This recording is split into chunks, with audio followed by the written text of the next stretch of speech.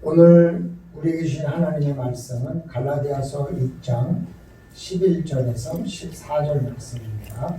같이 봉독해 올립니다. 내 손으로 너희에게 이렇게 큰 글자로 쓴 것을 보라. 무릇 육체의 모양을 매겨하는 자들이 억지로 너희에게 할례를 받게 하면 그들이 그리스도의 십자가로 말미암아 할례를 받는다 뿐이라. 할례를 받은 그들이라도 스스로 율법은 지키지 아니하고 너희에게 할례를 받게 하려 하는 것은 그들이 너희의 육체로 자랑하려 함이라. 그러나 너희는 우리 주 예수 그리스도의 십자가 외에 결코 자랑할 것이 없으니 그리스도로 말미암아 세상이 나를 대하여 십자가에 못 박히고 내가 또한 세상에 대하여 구하리라. 아멘. 찬송가 89장에 있는 샤론의 꽃 예수입니다. 2절은 여러분이 함께 해주셔야 됩니다. 함께 찬양하시겠습니다.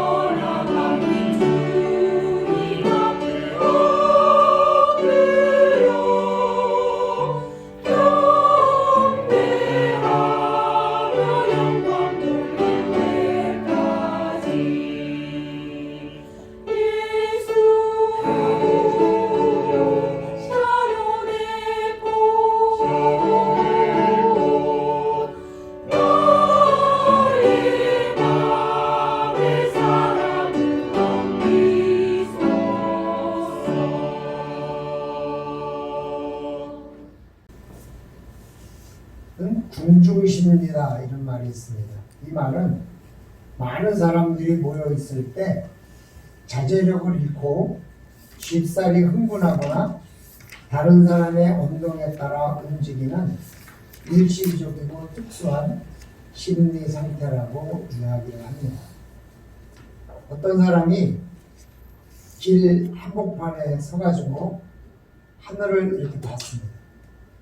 혼자 하고 놀라니까 옆에 사람이 지나가다가 뭔가 싶어서 같이 보는 거죠. 그러다 보니까 그 무리가 점점 많아져가지고 다른 데 보는데 처음에 그 하늘을 보던 사람이 막 달리기 시작했어요. 사람들이 따라 달리는 거죠. 근데 그 무리수가 점점점 많아져가지고 어마어마한 무리가 달려갔는데 그때 누가 옆에 사람이 왜 뛰어가냐니까 모른다. 그냥 달려가는 거예요. 이 심리학자가 실험한 겁니다. 이게 정말 그렇게 된다는 거예요. 사람이 우리도 그렇잖아요. 누군가 막 우리 보고 있으면 궁금하잖아요. 우리가 같이 뭘 보냐고. 이런 거를 군중심리라 이렇게 이야기합니다. 근데 이런 행동을 유발하는 사람에게는 처음에 이 행동을 유발하는 사람은 사실 목적이 있는데 그 목적을 따라가는 사람들은 이유도 없이 그냥 그 목적에 흔들린다는 거죠. 누군가가 동영상을 올립니다. 뭐 잘못했다고. 그러면 그 사람의 형편, 상황 이런 건 관계하지 않고 거기 사람들이 댓글을 달기 시작합니다. 그러면 그 댓글이 맞느냐 틀리느냐 그 사람이 이걸 어떻게 생각하느냐는 사람들이 관심이 없고 서로 그거와 비슷한 댓글들을 막 올리게 됩니다. 일종의 SNS의 군중심리다 이렇게 볼 수 있어요. 그래서 이제 얼마 전에 이런 댓글 때문에 자살한 사람, 물론 자살한 사람도 좋은 건 아니지만 그러나 그런 군중심리 안에서 아니다 이렇게 하면 안 된다 이건 잘못된 거다라고 말할 수 있는 용기 그거는 쉽지 않다는 거죠. 그냥 군중심리에 따라가는 게 훨씬 쉽다는 것입니다. 예전에 한 10년 전에 부안에 핵폐기장 건설을 유치하려던 계획이 극심한 반대에 무산된 적이 있어요. 언론은 온통 그 이야기였어요.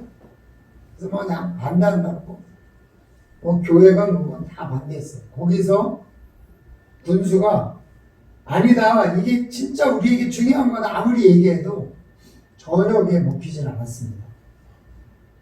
그 당시에 그 핵폐기장을 추진했던 사람은 그 40대 부안 군수인 김종규 씨였어요.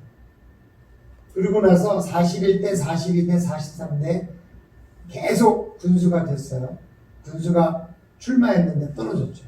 근데 44대, 말하자면 16년 만에 다시 군수가 돼서 18년까지, 14년에서 18년까지 다시 군수를 했어요. 근데 정말 이 부안의 핵폐기장을 놓는 게 그렇게 어려운 문제고 그렇게 나쁜 문제였을까? 사실은 부안의 그 핵폐기장 건설이 취소된 이후에 바로 경주시에서 핵폐기장 건설권을 따가지고 그쪽에 공사를 하고 있습니다. 다만 이걸 옳으냐 그르냐의 문제가 아니라 이걸 어떻게 추진하고 어떻게 사람들의 동의를 구했느냐인데 사실은 많은 사람들이 그 뒤에 사설에서 이것은 옳고 그름의 문제가 아니라 방법의 문제였다는 이야기를 많이 했어요. 주민들이 우리의 의견을 무시하고 군수 혼자 하려고 한다는 것에 대해서 굉장히 반대 의견을 많이 했다는 거죠. 비슷한 거 있죠. 미국산 소고기 그때도 2008년도인데 미국산 소고기 수입을 반대하는 촛불 집회를 전국적으로 일으켰죠. MBC 피드수점에서 광우병 소고기를 미국에서 한국에만 억지로 수출하려고 하는 것처럼 인식해서 난리가 났습니다. 하필 제가 그때 미국을 가게 됐는데 교포들이 저에게 미국을 무슨 이상한 나라로 만들고 있다는 둥 우리는 맨날 이 미국 소고기를 허건을 먹고 있는데 이렇게 멀쩡한데 왜 니네들은 그러냐는 둥 아니 내가 뭔 잘못이 있냐고 나한테 이렇게 공격을 막 하면서 그때 미국 가서 스테이크 엄청 먹었네 감지마다 그걸 주더라고요. 그러면서 아이고 이제 목사님 큰일 났네 강우병 걸리네 뭐 이러면서 나를 놀리고 그랬던 기억이 납니다. 사실 그때도 그러고 나서 그게 사실과 다르다는 것이 굉장히 많이 밝혀져서 많은 사람들이 뭐 법으로 접촉받기도 하고 또 뭐 문제가 되기도 했습니다. 그때 왜 그랬냐면 사실은 뭐 미국에 대해서 적대적 감정을 갖고 있는 사람들이 일으킨 하나의 퍼포먼스 같은 느낌이었거든요. 근데 그런 목적을 가지고 그런 이야기를 했는데 사람들은 진짜 그게 그런 줄 알고 또 TV에서 방송을 하니까 진짜 미국산 소고기를 먹으면 근세 광우병이 걸릴 것처럼 그렇게 생각을 하면서 상당히 많은 사람들이 공포에 떨기도 했고 또 그것을 절대 수입하면 안 된다고 그렇게 했습니다.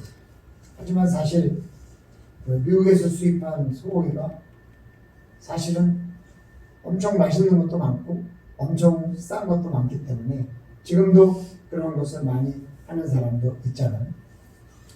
그러니까 군중심리 이게 전반적으로 흐름이 안 좋다 나쁘다 이런 흐름으로 갈 때 이 흐름을 막는다는 것 물론 소수의 의견이겠지만 그 흐름을 막고 아니다 라고 주장하는 것은 결코 쉽지 않은 일이다. 또 그것을 그렇게 하려면 용기도 많이 필요해요. 그 당시에 어떤 교회 목사님께서 핵폐기장을 해야 된다고 말씀하셨다가 교회에서 사임하셨어요. 견딜 수가 없어가지고 뭐 다 그냥 해가지고 부안 출신의 목사님을 제가 잘 알고 있기 때문에 그때도 그런 얘기를 하면서 굉장히 안타까워했습니다. 바른 얘기를 뭔가 한다는 것 군중심리가 발발했을 때 그거와 반대되는 얘기를 한다는 것은 결코 쉬운 일이 아닙니다. 그래서 오늘 사도 바울은 큰 글씨로 쓴 거죠. 말하자면 전반적인 흐름은 할례를 받아야만 된다. 할례를 받아야만 구원을 얻을 수 있다. 그런 이야기가 대세인 거죠. 그러니까 사도 바울이 갈라디아 교회에게 이렇게 편지를 쓰는 거잖아요. 만약에 한두 명이 그런다면 뭐 굳이 바울이 썼겠어요. 근데 전반적인 흐름이 그렇게 흘러가니까 사도 바울이 편지를 썼고 이제 마지막 결론 부위에서 이렇게 말합니다. 봐라, 내가 이토록 큰 글씨로 쓴 이유를 너희들이 좀 생각해봐라. 아마 그 편지의 원본이 지금도 있다면 그 원본에 분명히 큰 글씨로 바울이 손으로 쓴 거니까 큰 편지에 아마 다른 펜으로 썼는지 아니면 여러 번을 썼는지 아니면 더 굵은 펜으로 썼는지는 모르지만 하여간 자기의 이 마음을 정말 강조하고 또 강조한다는 뜻으로 큰 글씨로 거기다가 쓴 거죠. 어떻게 보면 이렇게 큰 글씨로 쓰는 이 바울의 심리가 지금 전체적인 흐름을 바꾸고자 하는 사도 바울의 그 강한 욕구 또 이게 정말 진리이기 때문에 반드시 너희들이 이것을 잊으면 안 된다는 그런 이야기를 하고 싶은 사도 바울의 심정 그리고 대체적으로 대세로 흘러가고 있는 이런 흐름 속에서 그렇게 하면 안 된다고 얘기할 수 있는 어떤 사도 바울의 용기 그러니까 사실요 이 갈라디아서는 우리가 그냥 지금 여기서 갈라디아서를 읽는 거는 잘 모르지만 그 갈라디아에 있는 분위기가 전반적으로 할례를 받아야만 구원을 얻는다고 말하는 그런 분위기의 군중심리에 들어가 있는 대세의 흐름을 바꾸기 위한 사도 바울의 글이기 때문에 이것은 사실 어떻게 보면 갈라디아 교회에서 이 편지를 읽는다는 것 자체가 위협이 될 수 있고 또 이런 걸 쓴다는 것 자체가 이게 만만치 않은 일이라는 것을 우리가 마음속에 담고 이 갈라디아서를 보면 정말 이 갈라디아서는 사도 바울이 얼마나 간절히 이것이 중요하다고 이야기를 하고 싶기에 이렇게 썼는가 하는 거죠. 그 중요한 내용이 뭐냐? 오늘 본문에 있는 12절과 14절이에요. 내가 이렇게 큰 글씨로 쓴 거 다시 한번 봐라. 이게 갈라디아서의 요약이고 어떻게 보면 바울 신학의 요약이고 또 성경의 요약이기도 해요. 할례를 받아야 한다는 전체적인 흐름에 휩싸인 갈라디아 교인들에게 정신 차리고 다시 한번 봐라. 우리가 갈라디아서를 이미 오랫동안 살펴봤기 때문에 제가 이런 말을 할 때 무슨 말인지 이해가 되실 거예요. 물론 그냥 이게 이렇게 간단한 얘기가 아니라고요. 그냥 이 이야기만 이렇게 하면 그런가 보다 할 수 있는 거죠. 그러나 반드시 이걸 뒤집어야 한다. 반드시 이걸 꺾어야 한다는 그런 사도 바울의 강한 욕망이 그리고 강한 성령의 그 요구에 응답하기 때문에 사도 바울이 이렇게 위협을 무릅쓰고 편지를 쓰는 거죠. 그래서 이 편지를 보고 많은 사람들이 바울이 뭔데 우리 보러 이래라 저래라 하느냐 하는 이야기를 할 정도로 바울의 영향력에 대한 의문도 하게 된 거죠. 사실 우리도 알게 모르게 성경이 말한 것과는 다른 신학을 가지고 있는 사람들이 꽤 있어요.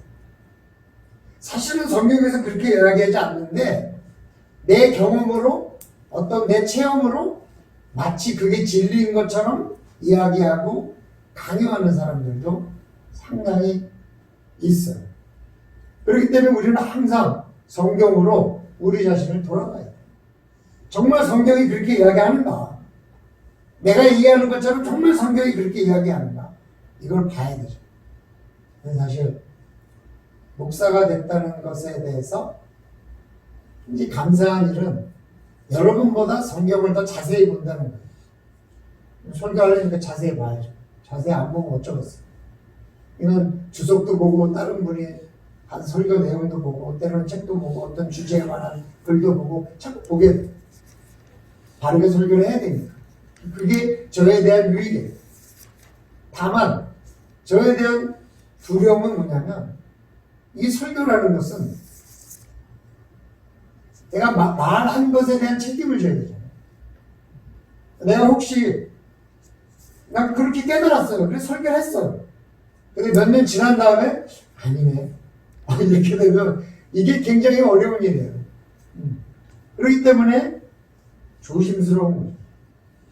그래서 오늘 이 사도 바울이 강조하고 싶어하는 이 내용이 뭔지를 우리가 다시 한번 살펴보면서 정말 이 갈라디아 교회의 사도 바울이 그 대세를 꺾어서 물길을 다르게 하려고 하는 것이 무엇인지를 다시 한번 생각하고 혹시 우리 자신도 여전히 그런 내 신학 속에 내가 복음 속에 빠져 있는 것은 아닌가 다시 한번 확인할 수 있는 기회가 돼서 하나님 앞에 올바른 신학을 가지고 올바른 성경 지식을 갖는 귀한 기회가 되시기를 주님의 이름으로 축원합니다. 오늘 12절에 보니까 세 사람이 등장해요. 무릇 육체의 모양을 내려하는 자들이, 그죠? 육체의 모양을 내려하는 자. 억지로 너희에게 할례를 받게 하면 할례를 받게 하는 자. 억지로. 그들이 그리스도의 십자가로 말미암아 박해를 면하려 함 뿐이라. 십자가의 박해를 면하려고 하는 자. 피하려고 하는 자. 이 세 사람이 같은 사람을 얘기하죠. 같은 사람. 그들이 자신이 박해를 피하는 이유는 뭐냐? 두렵기 때문에. 오직 십자가만을 가지고 구원을 얻는다라고 말하는 것은 두려운 일이에요. 왜? 유대인의 박해를 받는 거예요. 그건 말이죠. 촛불 집회 같은 거 할 때 한가운데 서가지고 니들이 틀렸어! 이렇게 말하는 거랑 똑같아요. 막 그렇게 말해보세요. 어떻게 되겠습니까? 그 뒤는 아마 얘기하지 않아도 여러분 잘 아실 거예요. 그게 옳고 그르고 중요한 게 아니에요. 그 한 군데 서가지고 어떤 집회든지 한 군데 서가지고 니들이 잘못해서 한다는 것은 그 반말이 아니거든요. 그러니까 그런 박해를 피하고 싶은 거죠. 그 두려움을 피하려고 유대인들이 말하는 할례를 받기로 한 거예요.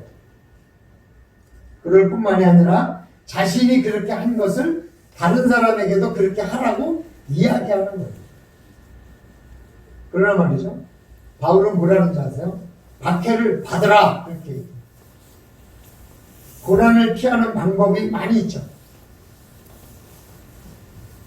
그러나 고난을 피하기보다는 고난을 당당하게 맞서라고 말하고 있습니다. 성경에 고난을 피하라는 말입니다. 고난을 대충 유아적인 방법으로 벗어나라 이런 말도 한 적이 없어요. 로마서 8장 17절에 보면 자녀이면 또한 상속자 곧 하나님의 상속자요 그리스도와 함께한 상속자니 우리가 그와 함께 영광을 받기 위하여 고난도 함께 받아야 할 것입니다. 고난도 함께 받아야 할 것입니다. 고난을 받으라. 그리고 바울 스스로도 고난에 동참했어요. 그러나 할례를 권하는 자들은 그 박해를 피하려 하는 자들이에요. 왜? 박해가 싫으니까. 그러면 십자가를 위해서 고난을 받을 것이냐? 아니면 십자가 때문에 받는 고난을 피하기 위해서 할례를 받을 것이냐? 이거는 믿음의 선택인 거예요. 믿는 자가 선택하는 거죠. 진리를 거스르는 사람은 군중심리를 이용하고자 하죠. 그래서 많은 사람들을 일으켜서 반대를 하려고 그러죠. 그렇지만 진리를 확신하고 있는 사람은 어떠한 군중심리에도 흔들리지 않고 자기 주장을 할 수 있는 거예요. 딴 것은 모르겠어요. 정치적인 거는 모르겠어요. 또 뭐 누가 잘했는지 못했는지 이런 것에 대해서는 저는 잘 모르겠어요. 그러나 복음이라는 진리 앞에서는 우리는 어떠한 반대 이론에도 흔들리지 않고 진리의 힘을 따라가면서 혹시 그것 때문에 박해를 받을지라도 당당하게 박해를 받는 사람들이 되어야 된다는 거예요. 바울이 그런 박해를 받았고 너희들에게도 그런 박해를 받으라 이렇게 갈라디아 교인들에게 이야기하고 있는 것을 봤을 때 우리도 복음에 관해서만은 흔들림 없이 박해를 감당할 수 있는 그런 능력을 받아야 됩니다. 그래서 박해를 피하려고 조장하는 사람, 아니면 박해를 피하라고 또 뭔가를 주장하는 사람, 박해를 피하라고 자기 자신이 피하는 사람이 아니라 예수 그리스도로 인해서 박해를 감당하려고 하는 진리에 대해서는 포기하거나 진리에 대해서는 양보하지 않는 그런 주의 백성들이 되시기를 주님의 이름으로 축원합니다. 그럼 할례를 주장하는 사람은 할례를 받는다는 것은 율법을 지킨다는 거죠. 하지만 오늘 바울은 뭐라고 얘기합니까? 할례를 받은 그들이라도 이미 박해를 피하라고 할례를 받았어요. 그런데도 스스로 율법은 지키지 아니하고 너희에게 할례를 받게 하려는 것이라. 할례를 받는다는 것은 율법을 지킨다는 것이지만 그들은 율법 전체를 지키지 못해요. 그렇잖아요? 이미 알고 있잖아요. 우리가 만약 율법을 지켜야만 천국에 갈 수 있다면 저와 여러분 이 모든 사람들 중에 천국에 갈 사람이 누가 있겠어요? 단언컨대 한 사람도 없으리라 생각을 해요. 하지만 율법을 지켜야만 천국에 가는 게 아니라 이미 천국에 갈 수 있는 약속을 받은 우리들이기 때문에 우리는 최선을 다해서 율법을 지키고 하나님의 약속을 지키려고 하는 사람들이라는 점에서 의미가 있는 거지. 율법을 지켜야만 천국 간다면 아마 우리는 아무것도 할 수 없을 거예요. 천주교는 만일 주의를 지키지 못하면 주중에라도 와서 미사를 드리면 된다 이렇게 이야기를 해서 일주일에 한 번은 미사를 꼭 드려야 된다. 그러니까 이제 또 주일날 못 드리면 또 다른 날도 드리죠. 아주 합리적인 방법 같아요. 하지만 성경은 안식일을 지키는 자에게 복이 있다고 명령하셨어요. 하나님이 정해놓은 날에 지키라는 거예요. 왜? 여러분 아무 때나 지키는 건 얼마나 쉬워요. 주일날 바쁘면 월요일날 드리면 돼요. 월요일날 바쁘면 화요일날 드리면 되죠. 얼마나 쉬워요. 힘든 사람은 딱 한 사람이야. 목사님. 매일 예배 드려야 되니까. 네? 신부는 매일 해야 되니까 힘들지 몰라요. 그러나 얼마나 합리적이고 편해요. 야, 그게 진짜 옳은 것 같다. 그런데 하나님은 뭘 말씀하시는 거냐면 내가 정해놓은 날에 모든 걸 포기하고 와서 나를 경배하라. 그게 하나님의 약속이에요. 그래서 믿음은 지키기가 힘든 거예요. 아무 때나 지킬 수 있으면 그건 믿음이 아니죠. 안식일에, 주일에 정말 하나님의 약속을 지키기 위해서 믿음을 지키기가 힘든 거예요. 그러나 힘든 것을 지키는 자에게 하나님이 복을 주시니까 우리가 그것을 믿고 또 지키는 거예요. 우리는 어차피 지키지도 못할 율법을 마치 지킬 수 있는 것처럼 하면서 다른 사람에게도 짐을 지우는 것을 많이 봐요. 여러분, 전도를 열심히 하는 사람과 기도를 열심히 하는 사람이 만나서 싸웁니다. 네가 낫냐 내가 낫냐. 누가 날까요? 오늘 다수결로 할까요? 저는 옛날에 여름 수련회 가서 우리들끼리 바닷가 바위 위에 앉아가지고 전도가 중요하냐 기도가 중요하냐 토론했던 때를 가끔 생각해요. 그때 같이 토론했던 친구들을 요새도 가끔 만나는데 그러면 우리가 그렇게 얘기해요. 그때는 참 뭘 한다고 그렇게 열변을 터냈나 몰라. 그러면서 얘기를 해요. 전도를 열심히 하고 잘하는 사람은 전도가 제일이라고 하겠죠. 마찬가지로 기도를 열심히 하는 사람은 기도 없이 무슨 일을 할 수 있느냐고 하겠죠. 전도를 얼마나 해야 합니까? 기도를 얼마나 해야 합니까? 그걸 누가 정합니까? 알 수 없어요. 성경은 뭐라 그러냐? 2달란트 받은 자와 5달란트 받은 자가 모두 열심히 해서 5달란트 받은 자는 5달란트, 2달란트 받은 자는 2달란트를 남겼어요. 말하자면 자기가 할 수 있는 역량만큼 남겼다는 얘기예요. 근데 그 사람에게 주님이 뭐라 하냐면 착하고 충성된 종이라고 똑같이 얘기해요.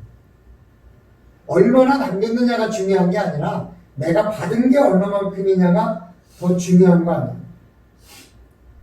전도를 100명 해도 하나님이 주신 달란트에는 모자랄 수 있고 전도를 1명만 해도 하나님이 주신 달란트에 충분히 응답하신 것일 수도 있는 거죠. 기도도 마찬가지 아니겠어요? 그래서 어떤 행위를 기준으로 천국에 입성한다는 게 아니라 하나님의 믿음으로 그냥 천국에 입성하는 거죠. 어차피 우리는 하나님 앞에 내 욕구를 다 하나님 앞에 드릴 수조차 없어요.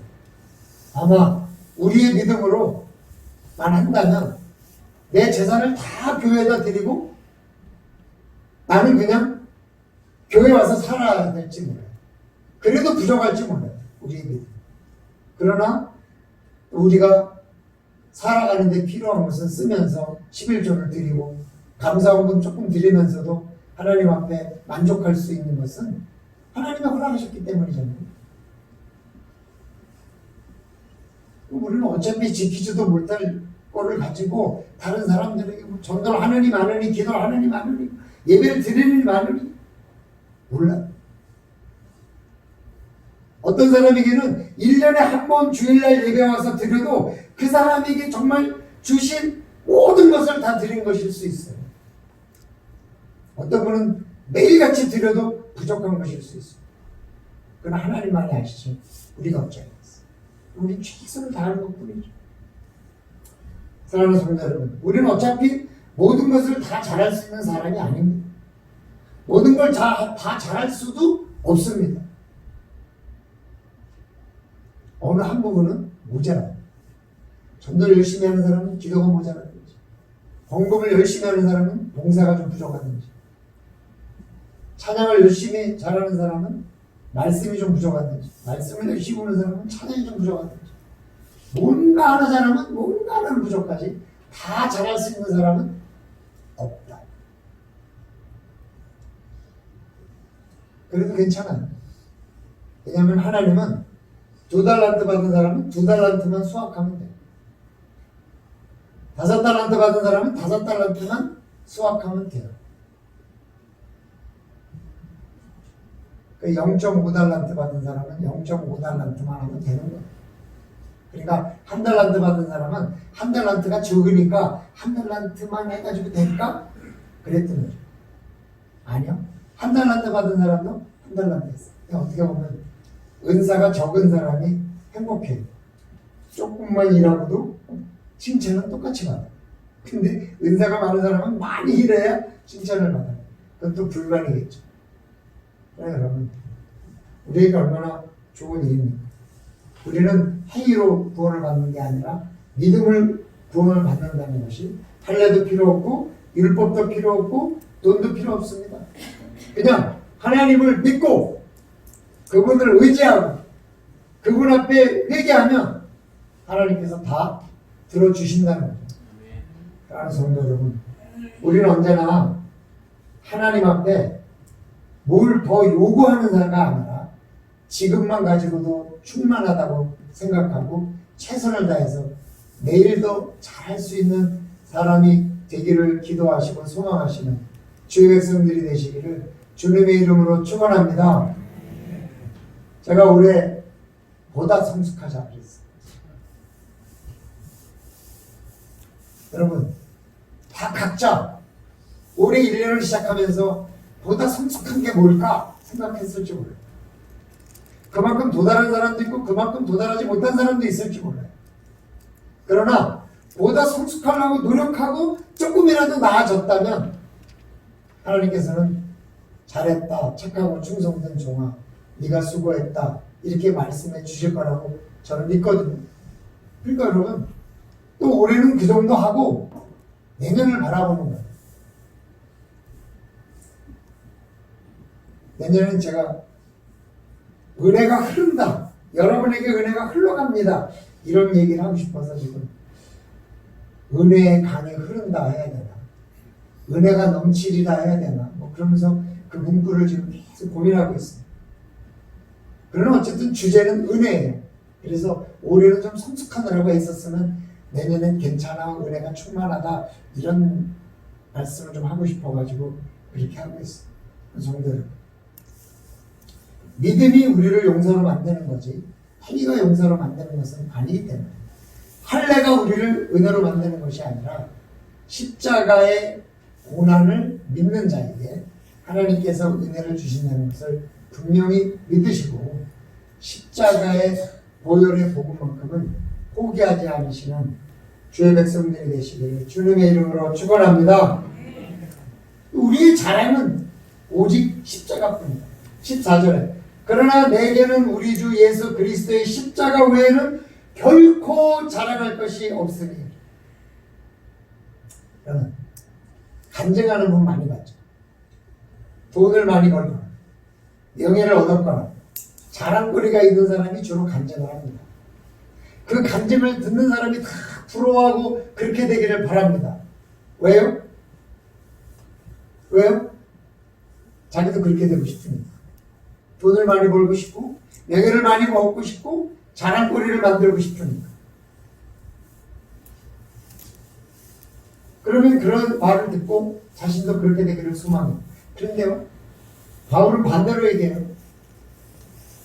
세상이 나에게 십자가에 못 박히고 나도 세상을 십자가에 못 박혀. 이 말은요, 세상은 나를 버렸고 나도 세상을 버렸다 이 말이에요. 즉 나와 세상은 단절됐다 이 말이에요. 바울에게 자랑할 것은 십자가지 세상에서 성공한 성공 스토리가 아니에요. 바울이 돈을 많이 벌었다고 간증한 적도 없어요. 바울이 뭐 예쁜 아내를 얻었다고 간증한 적도 없어요. 바울이 무슨 명예를 얻었다, 무슨 상을 받았다 간증한 적이 없어요. 그는 십자가에 못 박혔다, 십자가에 못 박았다 이걸 간증했어요. 그러니까 여러분, 사실은 간증도 잘못된 거예요. 바울은 고린도후서 11장 24절에 유대인들에게 40에서 하나 가면 매를 5번 맞았다 이런 걸 간증했어요. 나는 복음 때문에 매를 맞았다. 그래도 난 복음을 포기하지 않았다. 나는 가난에도 처할 수 있고 부에도 처할 수 있다. 그런 걸 간증했어요. 나는 복음을 위해서 로마에 가서 죽기를 원한다. 이런 소망을 얘기했지. 나는 로마에 가서 황제랑 만나가지고 황제랑 단판을 짓겠다 뭐 이런 걸 가지고 간증하지 않았어요. 사실은 간증도 많은 부분 그런 부분에서 문제가 있을 수 있어. 왜? 우리 스스로도 그런 사람이 될 수 있다는 가능성에 매몰되게 자꾸 만드는 거예요. 아니요. 성경은요, 부자가 되는 것마다 그거보다 포기하지 않아야 될 게 있다고 가르치고 있어요. 십자가. 명예를 얻는 것보다 포기하면 안 된다고 가르치는 게 있어요. 십자가예요. 내가 성공하는 것보다 포기하면 안 된다는 게 뭐냐? 십자가예요. 그걸 가르치고 있는 거지. 성공을 가르치고 있지 않아요. 우리는 오직 십자가만을 자랑하는 거예요. 그리고 율법에서 벗어난 하나님의 자녀임을 자랑하는 거예요. 나는 복음으로 천국 갈 수 있음을 자랑하는 거예요. 나는 그냥 하나님 앞에 섬기고 봉사할 수 있는 걸 자랑하는 거예요. 나는 가난해요. 그러나 나는 하나님을 향해서 봉사할 수 있어요. 그게 자랑이에요. 나는 못생겼어요. 그래도 하나도 불편하지 않아요. 왜? 나는 십자가 보혈을 믿기 때문에 나는 불편하지 않아요. 나는 좋은 옷을 입지 못했어요. 그렇지만 나는 괜찮아요. 왜요? 나는 십자가를 갖고 있기 때문에 그래요. 이게 간증거리지. 나는 부자가 됐다는 게 간증거리가 아니에요. 뭔가 우리도 자꾸 세상 속에 물들어가는 세속적 그리스도인이 되어가고 있다는 거예요. 사랑하는 성도 여러분, 우리는 오직 십자가만을 자랑해요. 그리고 내가 그 십자가를 붙들고 있으면 자랑해야 돼요. 나는 그래서 복음으로 구원을 받았음을 자랑해야 돼요. 그리고 내가 하나님을 아버지라 부를 수 있음을 자랑하고 하나님이 나를 자녀라고 삼아주신 것에 자랑해야 돼요. 내가 좀 못 살아요. 내가 좀 어려워도 나는 견딜 수 있어요. 왜? 십자가가 있기 때문에. 주일에 예배 드릴 수 있음을 자랑하고 내가 하나님의 이름을 찬양하고 알고 있음에 자랑할 수 있는 우리들이 다 되어서 바울이 큰 글씨를 쓴 내용, 우리는 오직 십자가만을 붙들고 살아야 되는 거다. 그것으로 인해서 우리는 구원을 받고 그것으로 인해서 평안하고 그것으로 인해서 행복하고 이 세상이 나를 40에서 하나가만 매를 때릴지라도 나는 그것에 포기하지 않고 흔들림이 없이 살았다. 우리 좀 그런 것만 자랑하고 살 수 있는 주의 백성들이 다 되시기를 주님의 이름으로 축원합니다. 아버지 하나님, 우리가 세상적인 명예를 혹시 자랑하고 있지는 않습니까? 세상적인 성공을 혹시 바라보고 있지는 않습니까? 그 성공도 마치 자기가 잘한 것처럼 자랑하고 있지는 않습니까? 주님, 우리는 그런 것보다 십자가만을 자랑하고 그런 것보다 십자가에 붙들림 받고 예수 그리스도의 보혈을 믿게 되고 하나님이 나를 선택해 주시고 나를 천국에 보내겠다고 약속해 주신 그것 때문에 자랑하고 오직 그 안에 살아갈 수 있는 저희들이 되게 하여 주시옵소서. 예수님의 이름으로 기도드리옵나이다. 아멘.